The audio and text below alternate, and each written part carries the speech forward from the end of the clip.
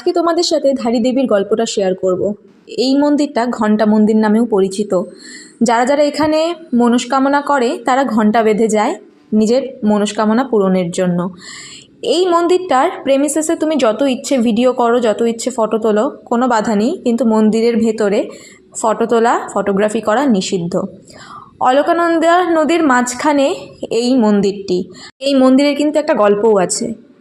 উন্নয়নের প্রকল্পের জন্য এই মন্দিরটিকে সরানো হয়েছিল, আর বলা হয় সেই দিন রাতের বেলায় উত্তরাখণ্ডে যে ভয়াবহ 2013-তে বন্যা হয়েছিল এই মন্দিরটির কারণেই।